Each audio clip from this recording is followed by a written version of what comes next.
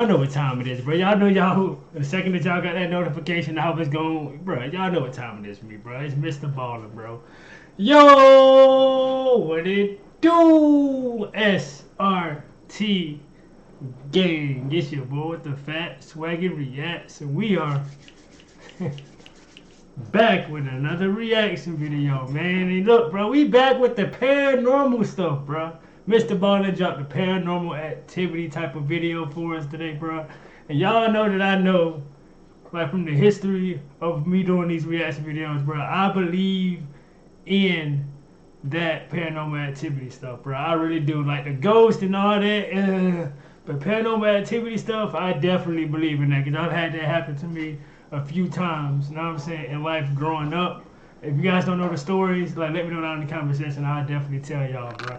But today we're gonna be checking out paranormal event with proof, bro. Like, share, comment, subscribe, bro. The thumbnail is crazy. Let's get it, man. Let's get it. I ain't gonna hold y'all up. Let's get this video to 300 likes. Let's get it, gang. In 1967, a man was digging for gold in a forest in Canada when behind him he heard this sudden commotion. It sounded like geese getting really startled and flying off in different directions. And so he put down his pickaxe, he stood up, he turned around, and what he claimed happened next is referred to as the Falcon Lake incident, and it's considered to be one of the most credible paranormal stories of all time. But before we get into that story, if you're a fan of the strange, dark, and mysterious delivered in story format, then you've come to the right place because that's all we do, and we upload once a week. So if that's of interest to you, please ask the like button if you can borrow their favorite DVD, but instead of watching it, use it as a frisbee with your dog and then return it. Also, please subscribe. Yo, come on, that is so wrong, bro. Like use somebody DVD as a frisbee, bro. Like, that's tough, dog. To our channel and turn on all notifications so you don't miss any of our weekly uploads. Tough. Okay, let's get into today's story. Let's go, baby.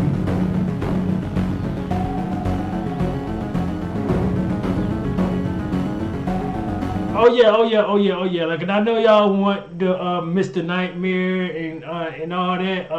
Like Twisted Minds is back. All those reactions are definitely coming, bro. Like, let me know what videos y'all want me to check out from Mr. Nightmare, obviously, like that chapter. Twisted Minds got their channel back. Let's go. Checkerboard. Just before 11 p.m. at night on May 20th, 1967, a 50-year-old man named Stefan McCulloch staggered into the Misericordia Hospital in Winnipeg, Canada. Stefan was so physically weak that his oldest son, Mark, was there with him, physically holding him up, carrying him into the hospital. When the nurses at the front desk saw the pair walk in, they immediately got up and walked around their desk over to these two guys and said, "Hey, what's going on? What's wrong with him?" And so Stefan at this point is so uncomfortable he can barely talk. But he takes a deep breath and then he tells the nurses that earlier that day he had been burned on his chest and stomach, and now he had this blinding headache and he was so nauseous and he could barely walk. The nurses knew clearly this is an emergency, and so they quickly ushered the pair down the hall to an exam room, and then a couple of minutes later doctors came into the room and they asked Stefan to show them his burns. Stefan, who was already lying on his back on the exam table, slowly reaches down and grabs the bottom of his shirt and he lifts it up, and the doctors are stunned at what they see on his stomach. There was a very strange burn pattern that none of them had seen before. And so the doctors, they move in. Yo, what the hell? Yo, do y'all see his stomach, bro?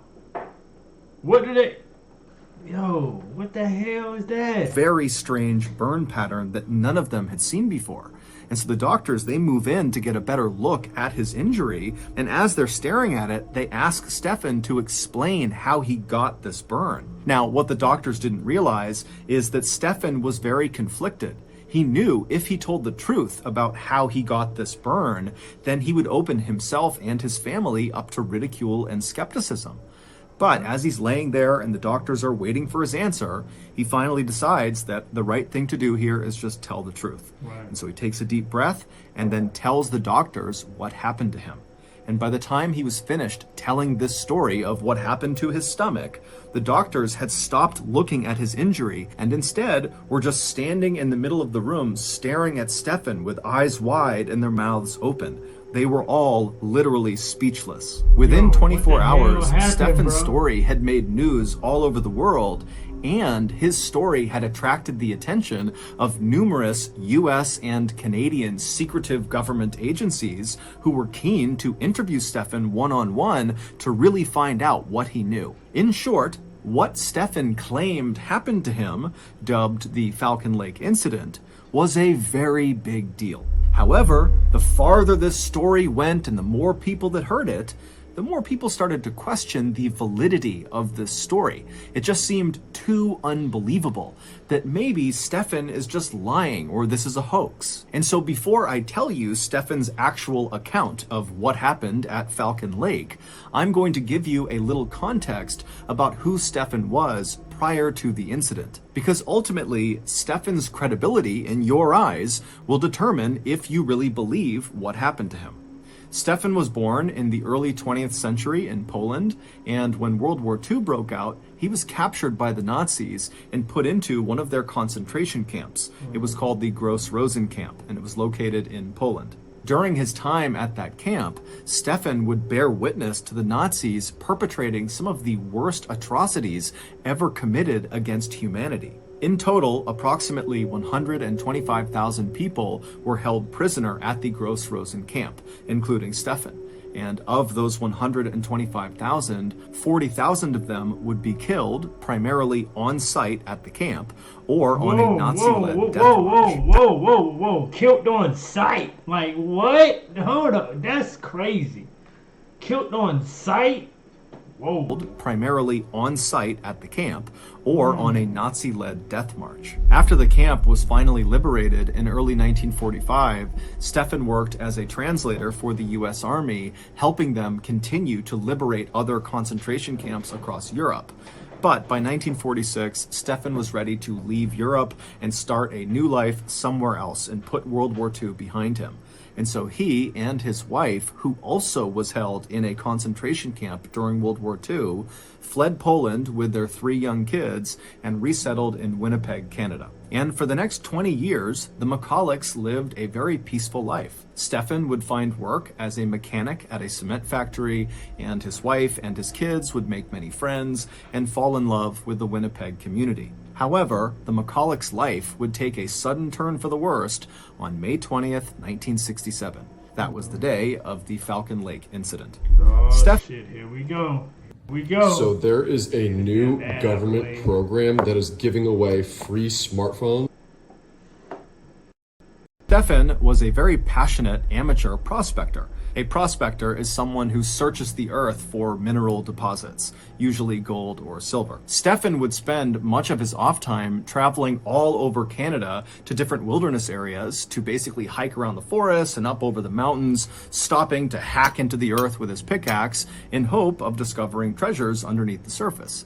Now, Stefan almost never found any treasures on any of his prospecting journeys, but he wasn't really in prospecting for the riches. Stefan just loved being outdoors and being in nature. It was very calming and peaceful for him, and considering how traumatic his earlier life had been, being in the concentration camp during World War II, finding moments of peace in his life was very important to him. And so, in May of 1967, Stefan decided to go out on another one of his prospecting trips, this time to an area called Falcon Lake. Falcon Lake is a fairly large lake located about 100 miles to the east of Winnipeg. And surrounding this lake was a big forest that Stefan had heard contained silver deposits tucked away in the hillsides. And so on Friday, May 19th, Stefan was ready to go on this trip. And so he packed up all of his prospecting equipment. He said goodbye to his wife and his kids. And then he left the house and made his way to the bus stop where he hopped on a Greyhound bus. 2 hours later, he got off the bus at the stop closest to Falcon Lake, and from there, he made his way to this cheap motel that was right on the side of the highway. He got a room, he got a quick bite to eat in their cafe, and then returned to his room and went to bed. The next morning, May 20th, 1967, so the day of the Falcon Lake incident, Stefan woke up early, right around 5 a.m. And by 5:30 a.m., he had all of his equipment either in his backpack or on his belt, and he was making his way out of the motel's front doors. Right outside of this motel was the highway that ran left to right, and on the other side of that highway was this huge forest that Falcon Lake was deep inside of. And so after Stefan left the motel, he crossed over that highway and began walking into the woods. And for the next several hours, Stefan just kind of meandered his way through the woods. He wasn't on a trail. He was just using his compass to make sure he was generally walking in the direction of Falcon Lake. At around 9 a.m., so he's been hiking now for several hours, he looked up ahead and he saw there was a clearing on the side of this hill. And so Stefan walked into this clearing, and two things became immediately apparent. One, he was right near Falcon Lake. From his perspective on this clearing, he could look down just a couple of 100 feet, and there was the lake. And two, the reason this clearing existed and why no trees were growing on it at all is because under his feet was just a huge rock face, like a quartz vein that was running across this hillside. And so this was like the perfect place for Stefan to begin prospecting. And so he set his things down, he got out his pickaxe, he got his welding gloves on, he put on his welding goggles as well. They protected his eyes from any rocks that were flying as he was hacking into the ground. And then he got to work. For the next couple of hours, Stefan very diligently hacked away at this big rock. Hey, so what do y'all think happened? What, he was probably digging in the ground and probably like some chemical or something like that, like, I don't know, bro. This is weird. This is crazy. For the next couple of hours, Stefan very diligently hacked away at this big rock, but he didn't find any silver or anything else of note. And so, around 11 a.m., Stefan was hungry and tired, and so he put his pickaxe down, he took his goggles off, he took his gloves off, and he sat down on this rock facing the lake to have some lunch. And as he sat there enjoying his food, all he could hear in the distance were the sound of a few geese down on the lake making some noise, but other than that, it was totally quiet. After he was done eating, he put his gear back on and got back to work. About an hour later, at around 12:15 p.m., Stefan was still hacking away at the rock when, despite all the noise he was making as he smashed the ground with his pickaxe, he could hear a really loud commotion coming from behind him. And it turned out when he stopped the pickaxe, the commotion sounded like geese honking and going wild. And so he dropped his pickaxe, he took his goggles, put them up on his forehead, and then he stood up and he turned around and he looked down towards the lake where he heard all these geese going crazy. And the first thing he noticed was there were some geese on the lake that appeared to be flying off in different directions like they had been startled. But what really immediately caught his attention was not the geese, but what had very likely startled the geese. And that was two bright, glowing red objects that were flying slowly across the lake towards him, kind of roughly over where the geese were. What the hell is that? Oh, hell no. Yesterday, my pet frog, Seagull Lung. Hell to the no, Mr. Ballen. What the hell you got going on?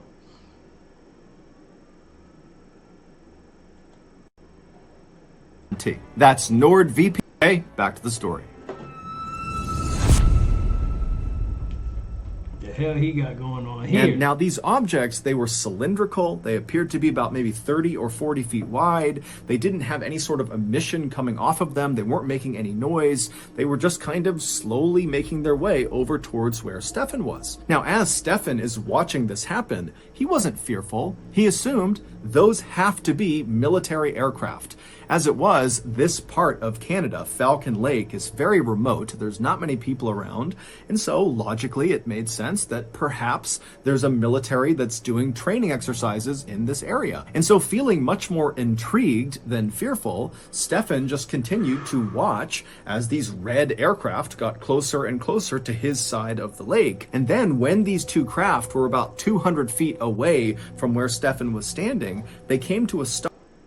up, and they were just hovering in the air, and then one of the craft suddenly turned orange and began going up into the clouds, and then at some point just vanished. And then the other craft, instead of going up, just continued descending very slowly, now very clearly towards this open rock face that Stefan was standing on. Now again, Stefan was totally convinced that these were military aircraft, conducting some sort of exercise, and so he's not fearful. He is just intrigued by what he's seeing. And in fact, by this point, he had convinced himself that this second aircraft that was now coming down to land on these rocks must have experienced some sort of issue, and they were landing in order to fix it.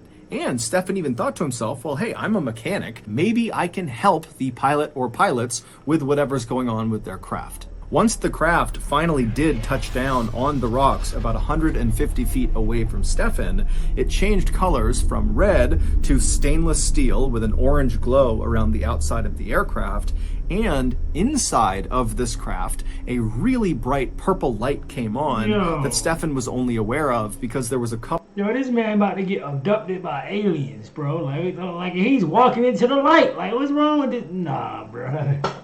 Ain't no way in the hell, dog. A really bright purple light came on that Stefan was only aware of because there was a couple of small holes on the outside of this craft where this purple light was coming through. But these little rays of purple light coming out of this craft were so bright that it actually was hard for Stefan to look directly at the craft. And so his welding goggles were still on his forehead, so he pulled them down, put them over his eyes, and his welding goggles had a kind of tint to them, so it was like he was looking through sunglasses, and with those on, he was able to continue looking at the craft. And so through his goggles, Stefan is still just standing in the same spot where he first saw these craft, and he's watching this craft that's now landed 150 feet away from him, and he's fully expecting any minute for the pilot or pilots to come out of the craft and explain what's going on. But at first, nothing happens. And so Stefan is just standing there waiting for something to happen when he realizes he has his sketchbook in his pocket. Stefan liked to bring his sketchbook along on his prospecting trips because he liked to sketch things. And so he figured while he waited for the pilot or pilots to emerge, he would sketch the craft. And so for the next couple of minutes, that's what he did. And then after he was done sketching it, he put his sketchbook away, and then really nothing happened for about another 30 minutes. He just stood there, and the craft remained motionless. But after about 30 minutes of the craft having landed, it opened. There was like a sliding door on the side of the craft facing Stefan, and it revealed the beautiful. Why don't you own apartment buildings? Seriously, why don't you own these big apartment buildings? And I get it. Beautiful, bright purple interior of this craft, but from Stefan's perspective, because of how bright the lights were and how far away he was, he couldn't tell what was inside of the craft. But Stefan's thinking, okay, clearly now the pilot or pilots are coming outside. And so Stefan felt really relieved, and he was just standing there waiting to talk to whoever was inside. But again, nothing happened. And so now, feeling just plain curious, Stefan decided, you know what, I'm gonna walk over there. See, that's the type of shit that, like, us black people, we ain't doing no shit like that. First off, we not even gonna be out there for that long, you feel me? But, like, we are out of there. The same day we see some shit that's suspicious and some shit like this, we are out of there, bro. We not gonna sit here and stick around and say, I wonder what's going on. And sit up and start walking up to the shit. No, hell no. Bro, listen, ain't no way, dog. It couldn't have been me. He a good one. Feeling just plain curious, Stefan decided, you know what, I'm going to walk over there and I'm going to yell into this open door to the pilot or pilots inside. See what I'm saying? Like, y'all like to investigate and all that shit and like get to the bottom of things. Like, fuck that shit. Hell no. And I'm going to yell into this open door to the pilot or pilots inside and make sure they're okay. Nah, bro. And so he starts slowly making his way across the rock face towards this craft and this open door. And when he gets about 60 feet away from the craft, he suddenly stops because now he can hear from inside of this craft the sound of two voices talking to each other. He can't really tell what they're saying, but very clearly there is communication happening inside of this craft. And so Stefan assumed that must be the pilots, and so he called out to them in English. And the second Stefan yelled out to this craft, the voices immediately came to a stop, and they did not respond to Stefan.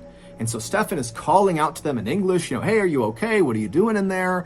And when English didn't work, Stefan called out in Russian. He called out in German, Italian, French, Ukrainian. And when all of those didn't work, he went back to English and just continued kind of calling. Like, all them languages and they didn't respond. So obviously they were like, what does that tell you? They're not from this planet.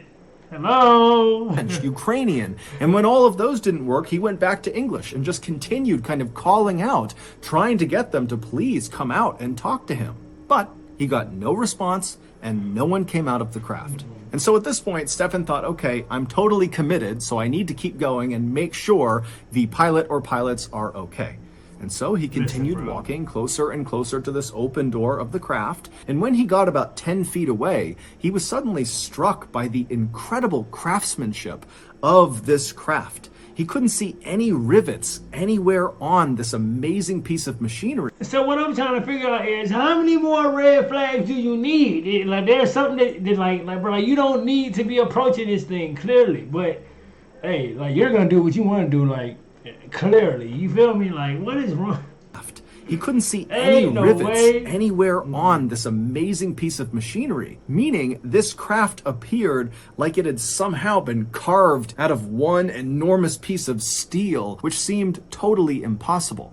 Also, Stefan noticed there were no insignia on the outside of this craft. There was no flag or anything kind of denoting who was flying it. There was really nothing on the outside of the craft. But Stefan just kept on going until he was standing right outside of this open door. He's only a couple feet away from it, and now he's looking directly inside, and he doesn't see the pilot or pilots. And in fact, because of how bright this purple light is coming out, even with his goggles, it's really hard to see what's inside of this craft.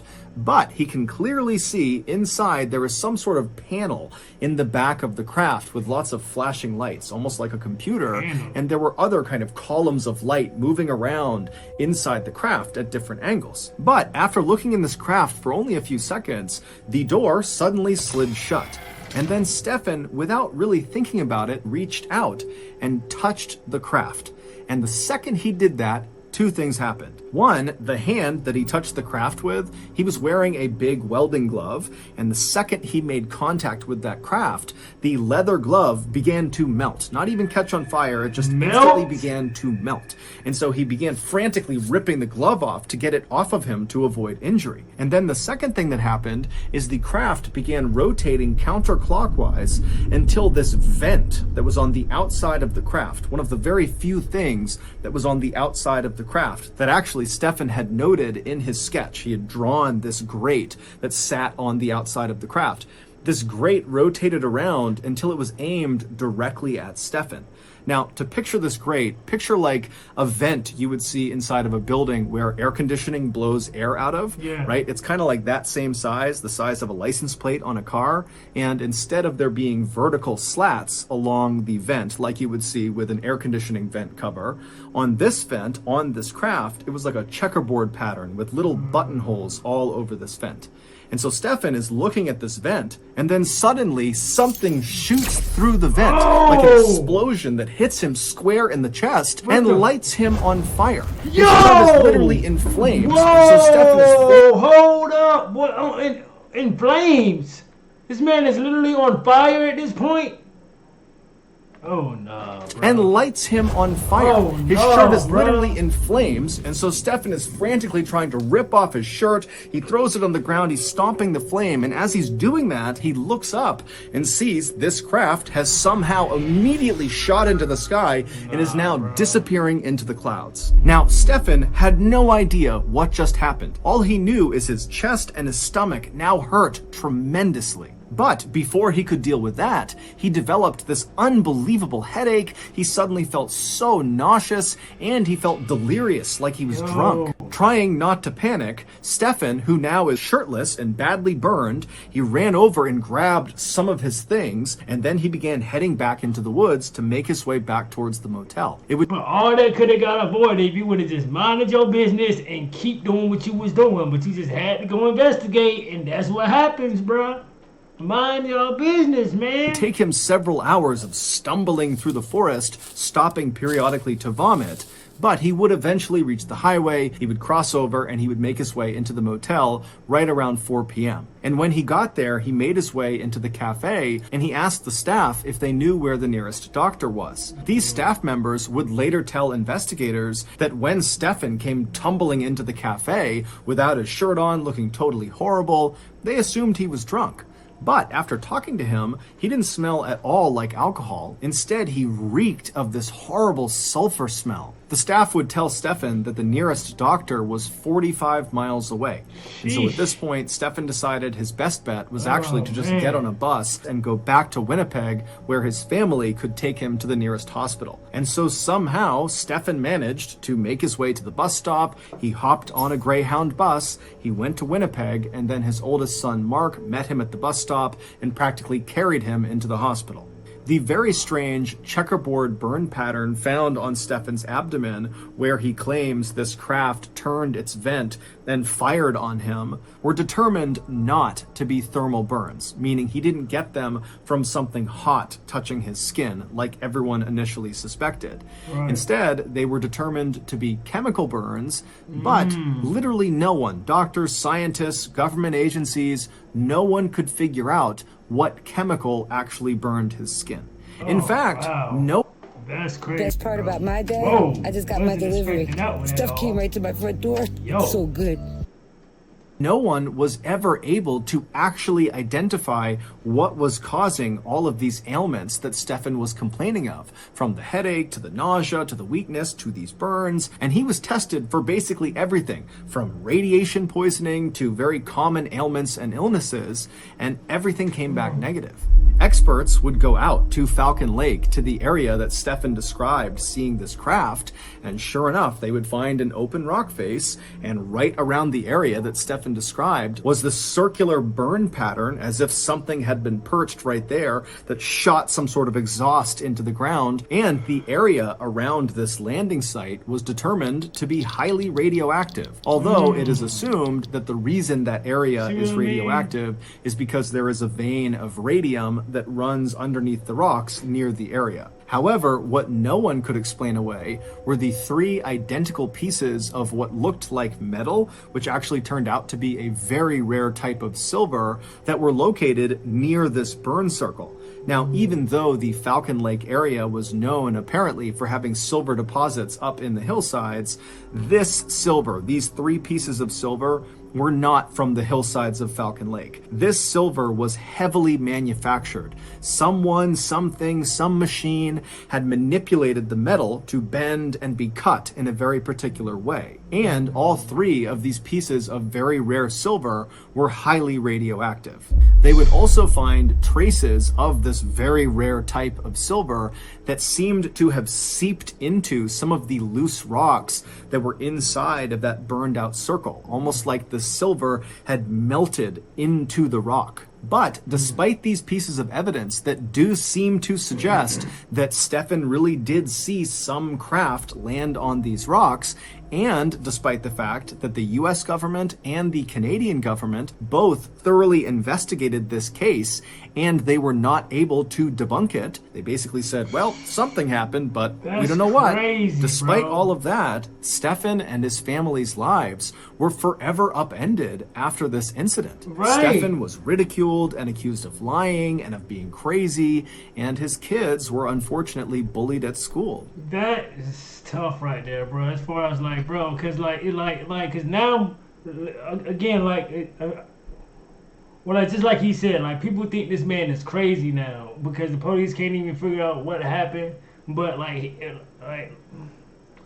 and this had to be like back when technology wasn't even like, a thing. You know what I'm saying? Because it would have been on camera, it would have been a lot to just like take in right now. But it's just like, yo, like with the police and like even like the army people, if no one knows what the hell happened to this man, bro, that's crazy to me, bro. Like, shortly before Stefan died in 1999 at the age of 83, he was asked if he regretted coming forward with this story. And he would say, yes, I wish I never told anyone. But he would also say, at the time, he really felt like he had a duty to tell the world about what happened. Right. Stefan never changed his story, and he never came out and said, I think this craft came from another world, another planet, another universe. He just said, look, I think it was an experimental aircraft.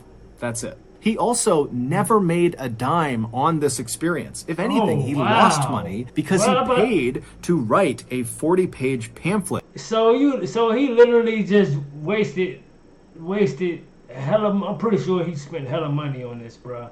And he had to go to the hospital. With the hospital bill probably was crazy if he didn't have insurance or whatever. Bro, come on, that's crazy to me, bro. Like, how much money this man? Cause you would think a story like that would make some money. Know what I'm saying? Because maybe someone possibly experienced it just as you or something similar to that. Know what I'm saying? Like, wow. That's tough, man. That's it. He also never made a dime on this experience. If anything, he lost money because he paid to write a 40-page pamphlet that explained what happened to him, and then he left all these copies on his porch. So if news people showed up or if nosy neighbors showed up and had questions, he would just point to the stack of the books and say, take one and read it. Wow, bro. So that's going to do it. If you got something out of today's episode and you haven't done this already, please ask the like button if you can borrow their favorite DVD, but instead of watching it, use it to play Frisbee with your dog and then return it. I ain't gonna lie, you do that to me, bro, you might as well go ahead and unsubscribe, bro. You feel me? Shouts out to Mr. Ballen, bro. Like, yo, come on, bro. He never fails, bro. He never fails. Another fire story, bro. Come on, man. If you guys ever experienced any paranormal activity, man, definitely let me know what happened down in the comment section. I definitely want to hear about it. Like, like, what did you do to even, like, you know, what? I mean, to get rid of it. As far as like, no, well, I wouldn't say get rid of it. Like, I'm like, what did you do different to change what happened? Like, I'm like in the dream or the paranormal activity thing that happened to you. You know what I'm saying? Let me know how you guys feel about this video. Make sure you guys are tuning in tomorrow when I drop another one. Again, Mr. Nightmare, Twisted Minds, all that. I'm like that chapter, chills, bro. All slapped ham. I got y'all, bro. Trust me, bro. We got a lot of Scary Hour coming up, bro. And trust me, make sure you guys are tuned in when I drop them. Subscribe to the channel. I need to get to 50K. I'm less than a thousand. No, like less than, 1,000 away from 50K, man. So it'd be greatly appreciated if you guys can get me there. Like, share, comment, subscribe, gang, and SRT gang. I am out this thing, man. Let's get it.